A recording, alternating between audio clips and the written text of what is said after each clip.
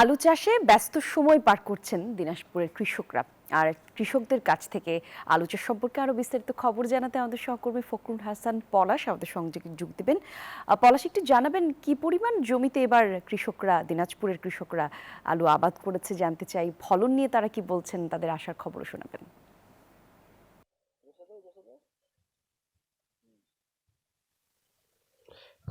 কলি, আপনাকে একটু জানিয়ে রাখি, দিনাজপুরে কিন্তু প্রচুর পরিমাণে আলুর আবাদ হয়ে থাকে। আমরা যদি বলি কৃষি অফিসের তথ্য অনুযায়ী কিন্তু প্রায় 50,000 হেক্টর জমিতে কিন্তু এখানে আলুর কিন্তু আবাদ হয়ে থাকে। এবং আলু নিয়ে তো আপনি আসলে জানেনই যে আসলে কৃষকরা বেশ বিপাকে রয়েছেন। এবং বিশেষ করে আমরা দেখেছি যে আসলে গতবারেও কিন্তু তারা একেবারেই দাম খুব একটা ভালো পায়নি। এবারেও কিন্তু তারা এই আলু নিয়ে বেশ সংশয়ের মধ্যেই রয়েছেন। তো আমি একজন আলু চাষির সাথে কথা বলবো যে আসলে আপনারা এবার আলুর কেমন দাম রয়েছে বলে আপনি এখন পাচ্ছেন বাজারে?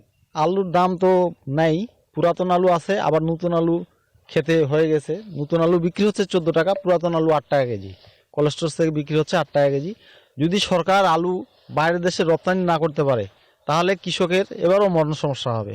এই সার সহ অন্যান্য কি জিনিস ঠিকমতো পাচ্ছেন কিনা সরবরাহ?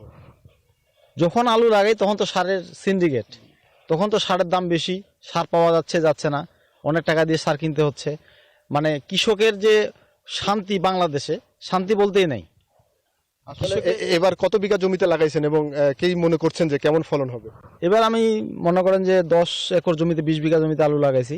এবার যে কি হবে সেটা আল্লাহ জানে। যদি বাইরের দেশে আলু রপ্তানি না হয় তাহলে এবারও ওই সমস্যা হয়ে যাবে যে আলুর দাম পাবো না।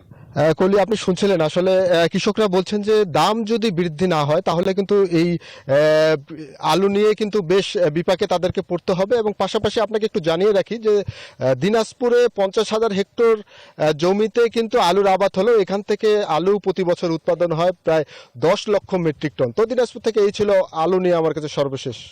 কলি। ধন্যবাদ আপনাকে পলাশ।